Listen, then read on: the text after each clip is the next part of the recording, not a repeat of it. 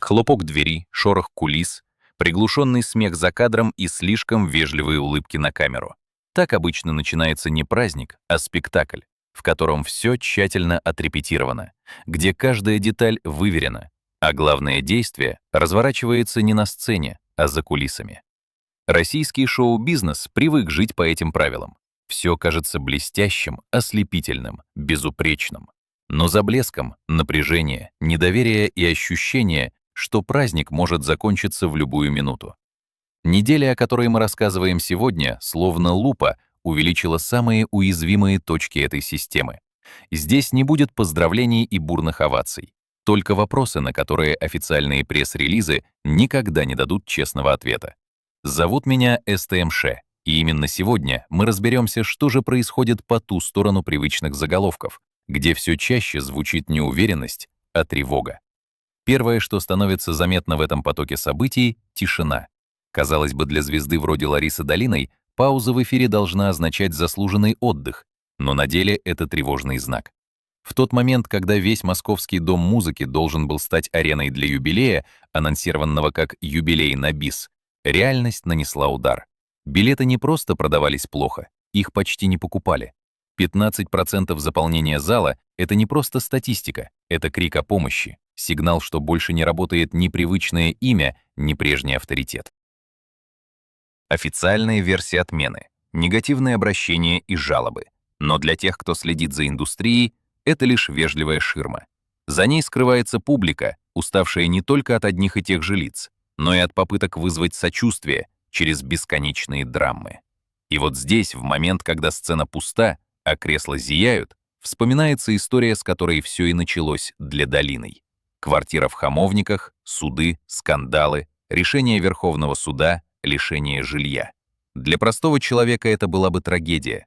Для публичной фигуры — нескончаемый сериал, где каждая серия все более изматывает доверие зрителя.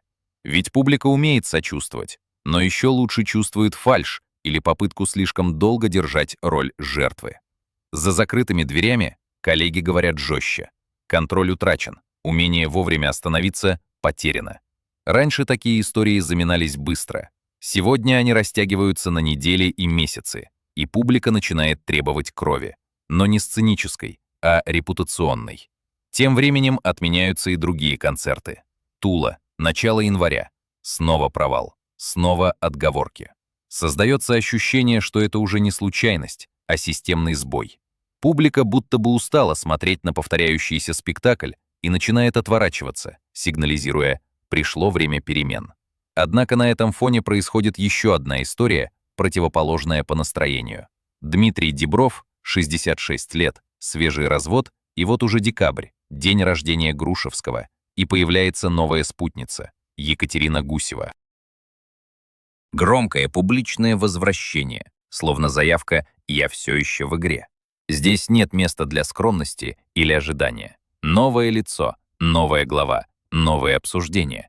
И что важно, не только обсуждают, анализируют, спорят, считают разницу в возрасте, выискивают скрытые смыслы.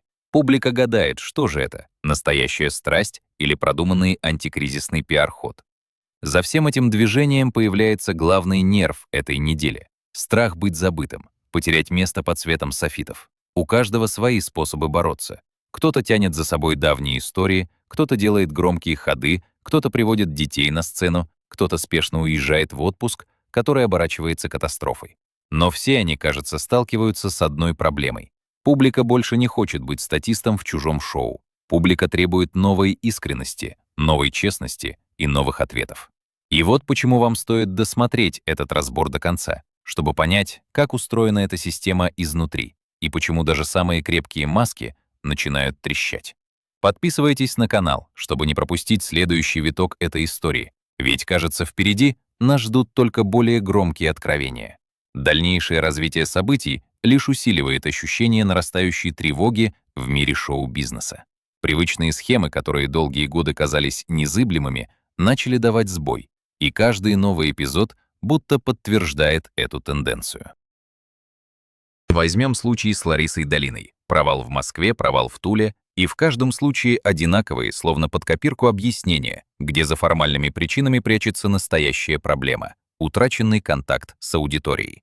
Внутри индустрии обсуждают не официальные заявления, а то, как стремительно рушится иллюзия всенародной любви. Для многих коллег по цеху подобные провалы — это не просто сигнал тревоги, а своего рода лакмусовая бумажка. Если Долина, человек с десятилетиями на сцене, вдруг становится неинтересно даже самой лояльной публике, то никто не может чувствовать себя в безопасности. В то же время на противоположной стороне новостной повестки разворачивается показательная история Дмитрия Диброва. Осенью развод, казалось бы, естественный повод на время уйти в тень, но вместо этого он появляется на вечеринке в сопровождении новой женщины, Екатерины Гусевой. Она моложе на 23 года. За ее плечами высшее образование, статус вдовы, дети, собственная успешная карьера. Все это вместе создает ощущение тщательно подобранного образа, который идеально ложится в современный медийный нарратив. Новая жизнь, новые связи, новая драма. Для Диброва это возможность напомнить о себе, вернуться в публичное поле, не давая зрителю ни малейшего шанса забыть его имя. Такой ход немедленно становится поводом для обсуждений. Публика вспоминает его склонность к эпатажу, тягу к громким жестам, потребность быть в центре внимания. Это не просто очередной роман, это откровенный вызов, демонстрация жизненной энергии и, возможно, отчаянная попытка не потерять статус, не исчезнуть с радаров. Обсуждение этого выхода моментально наполняется вопросами, от банальных до почти философских. Насколько быстро допустимо заводить новые отношения после развода? Можно ли верить в искренность чувств, когда все происходит на глазах у сотен камер? Не слишком ли показательно все это? Не пытается ли Дибров использовать личную жизнь как инструмент управления вниманием?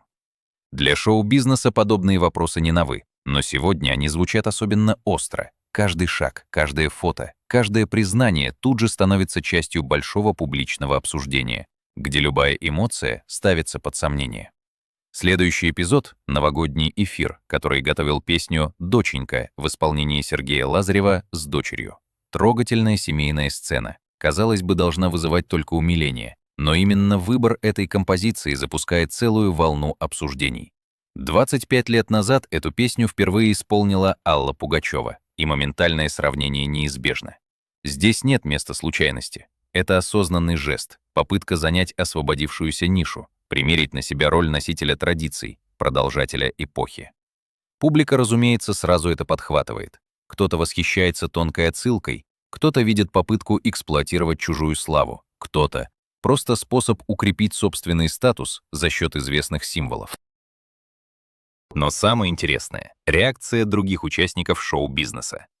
Лариса Рубальская благодарит Лазарева в соцсетях, но тут же появляется комментарий мужа Пугачевой, наполненный колкостью и явной болью. Даже если это всего лишь шутка, за ней чувствуется глубокая ревность, ощущение вытеснения, потерянного времени. Эта история словно бы вскрывает пласт неразрешенных противоречий между поколениями, между теми, кто был символом сцены в прошлом, и теми, кто сейчас занимает центральное место. Лазарев становится не столько героем, сколько инструментом перемен, а его дуэт с дочерью не просто красивым номером, а маркером наступления новой эпохи. Параллельно с этим на авансцену выходит блогер Виктория Портфолио, чья история отпуска в Куршавеле оборачивается настоящим кошмаром. Все планируется заранее. Семья, друзья, чемоданы, расписание вылетов. Но утром 31 декабря выясняется, что не только не будет праздника, но нет даже банальных билетов и брони. Туроператор исчезает, появляется странная информация о его смерти. Деньги растворяются, а это десятки миллионов рублей.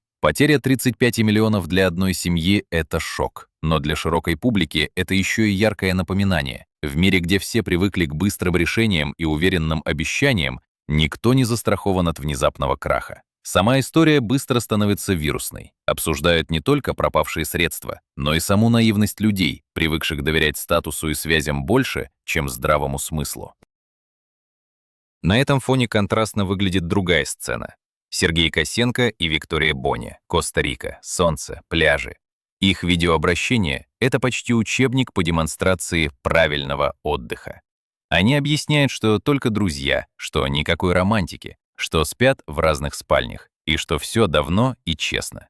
Но публика уже не воспринимает подобное объяснение всерьез. Слишком много совпадений, слишком много оправданий, слишком тщательно выстроен контекст. И где-то параллельно всплывает история с разводом, с беременностью, с детьми, которые остаются за кадром. Ощущение фальши становится почти физическим. Не потому, что людям запрещено отдыхать, а потому что публика чувствует, все, что объясняется слишком долго, редко бывает чистой правдой. И если кто-то оправдывается, то другие, наоборот, демонстративно наслаждаются жизнью. Анастасия Волочкова вновь на Мальдивах, в 28-й раз. На этот раз в компании молодого танцора с разницей в возрасте, с комментариями и провокациями. Но Волочкова не прячется и не извиняется. Она бросает вызов, заявляя о своей любви, дружбе, жизни. В этом, как ни странно, чувствуется почти подлинная честность. Возможно, единственная искренность в череде бесконечных объяснений, оправданий и недосказанности. Дальнейшее развитие событий поднимает еще один пласт — вопрос о границах между личным и публичным. Анна Плетнева выводит на сцену молодого француза Матисса, бойфренда своей дочери. Публика аплодирует, умиляется, обсуждает акцент и танцы под винтаж. Но в тени овации возникает острый вопрос. Зачем личную жизнь выносить на публику? И ответ очевиден. Сегодня все продается, особенно эмоции, особенно частная сфера. В мире, где даже дети становятся частью шоу, границы между реальностью и постановкой стираются окончательно. Обсуждение в соцсетях уже не о музыке, а о том, кто за что отвечает, где проходит черта и почему все это вызывает ощущение усталости. Внезапный поворот дает телешоу с Филиппом Киркоровым. Разговор кажется легким. Астрология, шутки, дружба с Николаем Басковым, фраза о займах. Но Басков реагирует резко, говорит о неисполненных обещаниях, о том, что Киркоров годами соглашается на проекты, но не доводит их до конца. И вот момент истины. Даже старые друзья вдруг позволяют себе публично упрекнуть друг друга, выставить на показ старые обиды и неурегулированные долги. В мире, где все делают вид, что проблем не существует, такие моменты ощущаются как прорыв. Краткий, но болезненный, маркер того, что система трещит по швам. Тем временем Дмитрий Нагиев публикует новогоднее видеообращение, где его слова тут же воспринимаются как повод для атаки. Одни ищут скрытый подтекст, другие требуют определенности, третьи обвиняют в двусмысленности. Артист, который всегда старался оставаться над схваткой, оказывается в центре новой волны обсуждений, где молчание уже не спасает, а каждое слово может быть истолковано в любую сторону.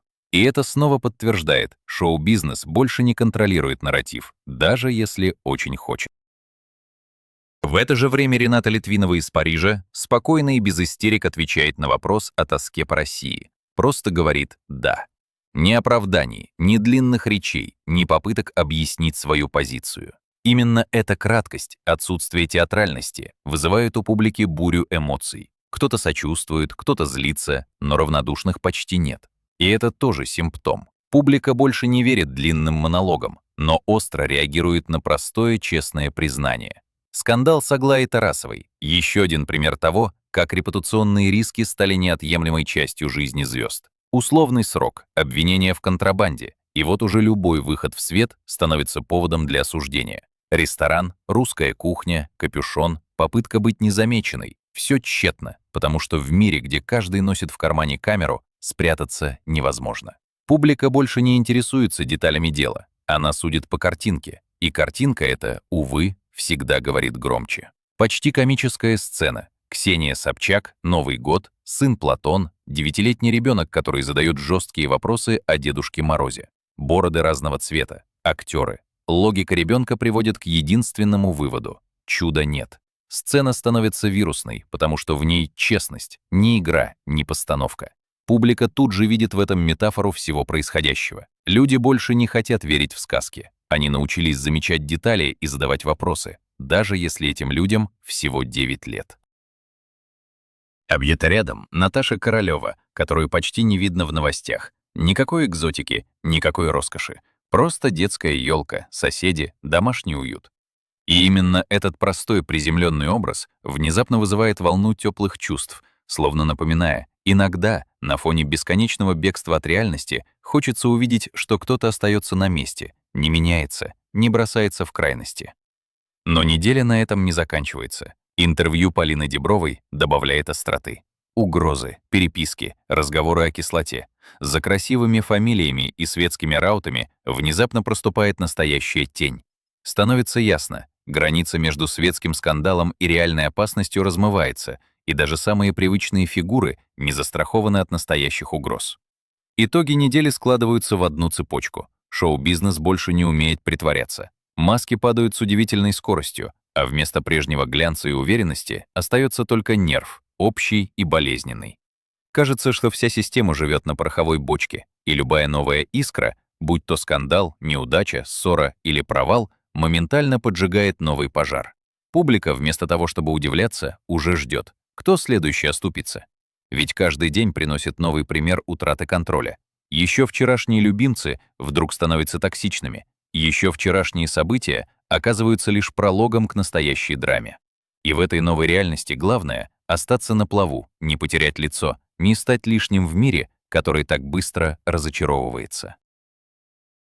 Если вам интересно узнать, как дальше будет развиваться эта история, обязательно подписывайтесь на канал и оставайтесь с нами до конца.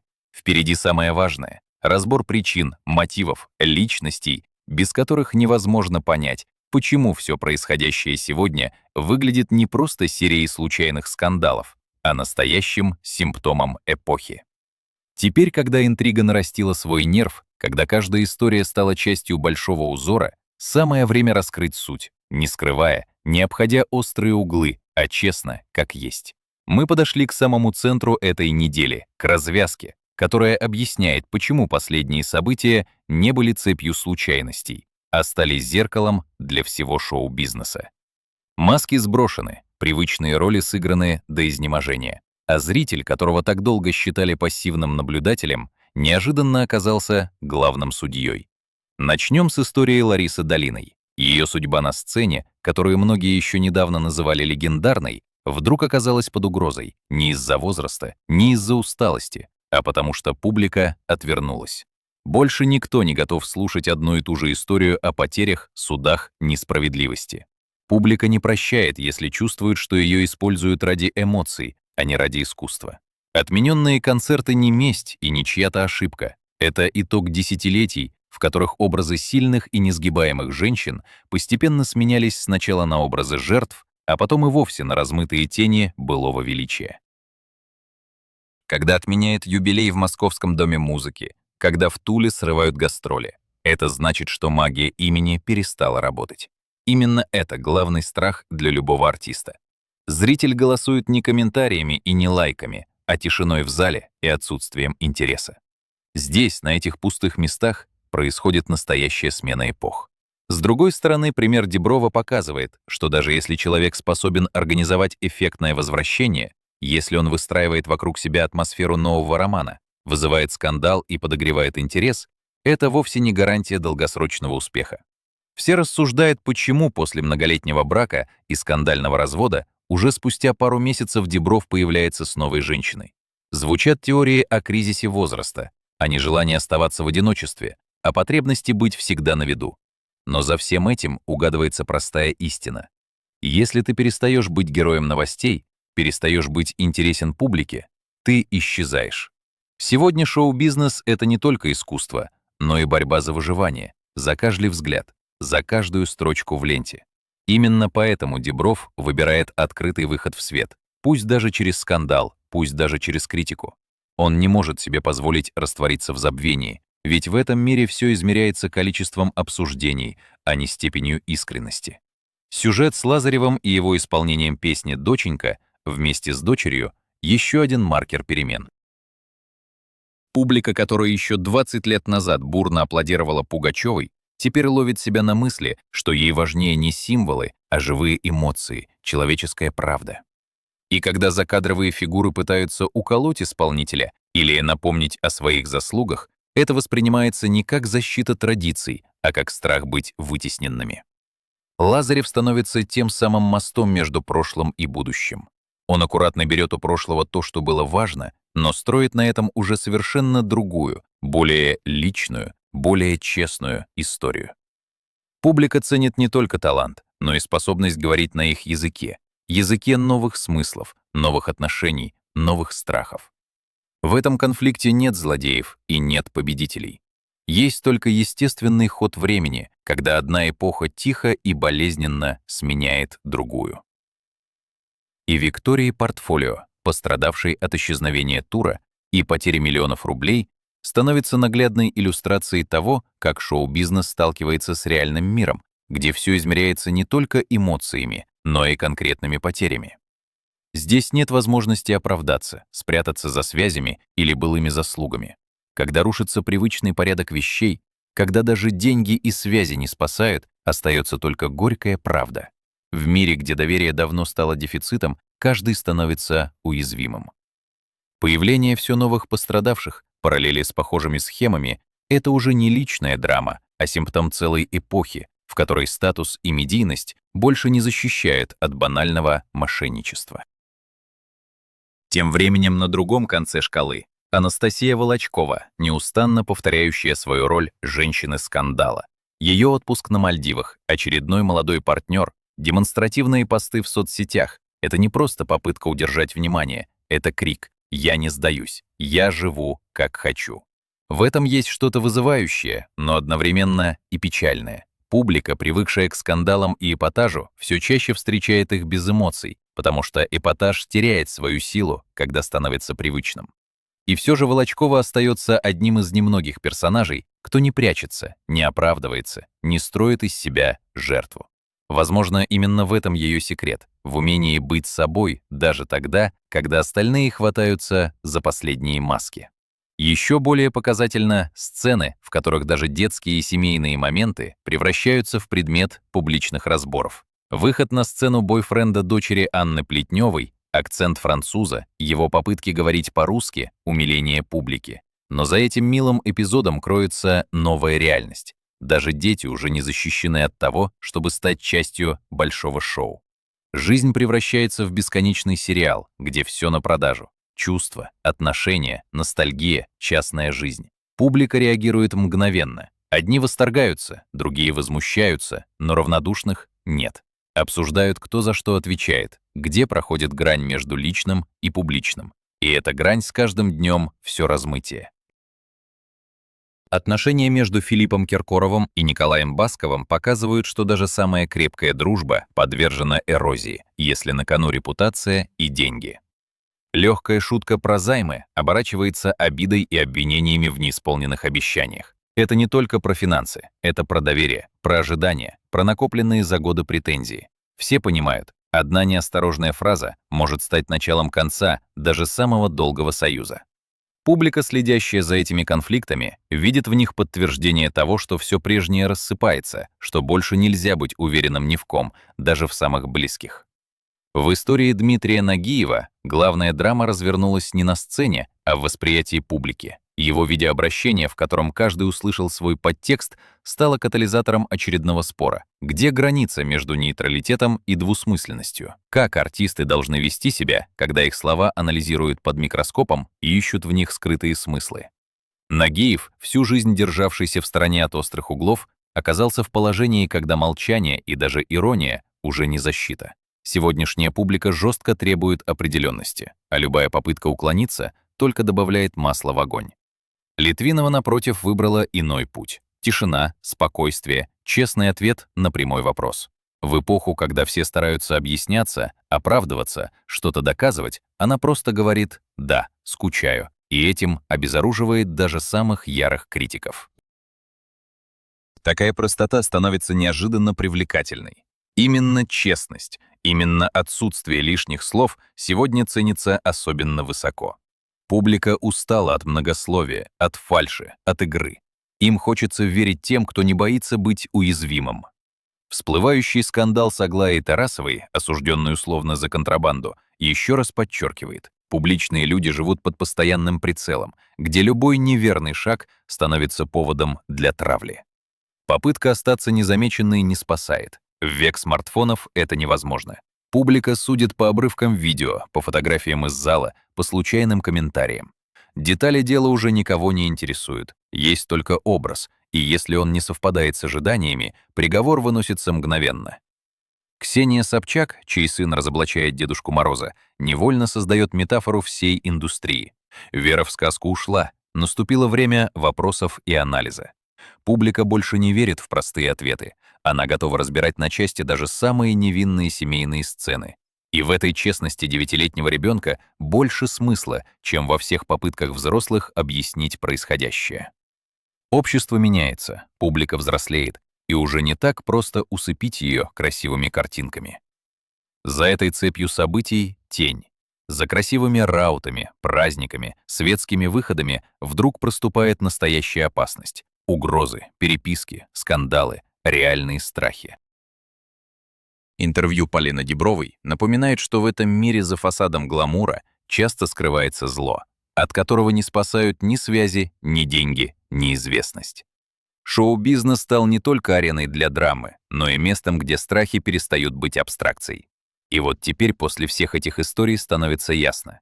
Мы больше не наблюдаем за отдельными скандалами или случайными совпадениями. Мы видим глубокую, болезненную перестройку системы, где привычные договоренности больше не работают, где титулы и регалии не спасают, где публика не прощает и не забывает. Именно поэтому каждый новый эпизод воспринимается как симптом болезни, а не как ее причина. Система рушится изнутри. Люди теряют контроль над нарративом, панически ищут способы удержаться, оправдываются, объясняются, делают показательные жесты. И все это только ускоряет процесс. Показателен итог. Сегодня в шоу-бизнесе опасно быть слишком громким, но еще опаснее быть слишком незаметным.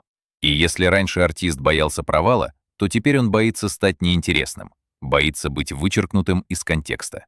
Публика взяла власть в свои руки. Она определяет, кого слушать, за кем наблюдать, кому сочувствовать, а кого отправлять в забвение.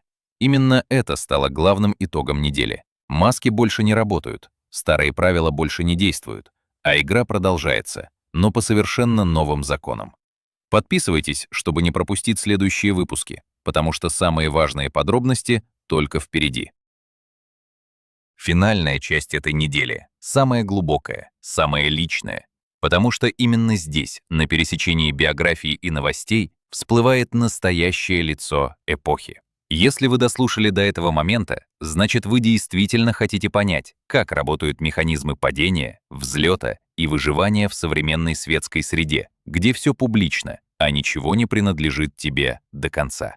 За каждым громким событием всегда стоит конкретный человек с его историей, амбициями, страхами, ошибками, с тем, что официальные биографии замалчивают, а жизнь выносит на поверхность в самый неожиданный момент. Лариса Долина, некогда символ сцены, голос целого поколения, оказалась наедине с той самой тишиной, от которой так старательно бегут все артисты. Ее путь был почти безупречен. Десятилетия на сцене, хит за хитом, статус абсолютного авторитета среди коллег. Но все изменилось, когда в ее жизнь вторглась череда личных и публичных потрясений. История с квартирой — не просто имущественный спор, а показательный конфликт, где сочувствие к артисту быстро сменилось усталостью и даже раздражением. Когда суд вынес решение, публика впервые почувствовала, за гранью жалости наступает равнодушие, и дальше все зависит уже не от пиарщиков, а от личной харизмы, умения держать удар. Для Долиной, как и для других звезд эпохи, важным стал вопрос: а что остается, когда привычный ореол перестает работать? Для нее эта неделя стала экзаменом не на верность профессии, а на способность меняться, принимать новые правила и, возможно, отпускать прошлое. И если у Долины все выглядит как хроника падения, то Дмитрий Дибров — пример человека, который выстраивает возвращение к жизни как спектакль, режиссерский проект, где каждая деталь просчитана. Его путь не только журналистика, не только телеигры, но и бесконечное стремление быть на виду, вызывать эмоции, провоцировать разговор. Развод с Полиной Дибровой, мгновенное появление новой женщины, светские мероприятия — все это выглядит как осознанная стратегия, где на кону не только статус, но и страх исчезнуть из повестки. Дибров всегда был игроком. Для него важно не столько победить, сколько не оказаться в тени, не стать бывшим. За этим кроется универсальная правда о всех публичных людях. Чем дольше ты на сцене, тем больше боишься, что в какой-то день настанет тишина, и никто не захочет услышать твой голос. Поэтому любой выход, даже скандальный, даже рискованный, лучше, чем забвение. Сергей Лазарев, оказавшийся в эпицентре дискуссии благодаря новогоднему эфиру, демонстрирует другой тип героя — гибкого, улавливающего тренды, способного мгновенно адаптироваться под запрос аудитории.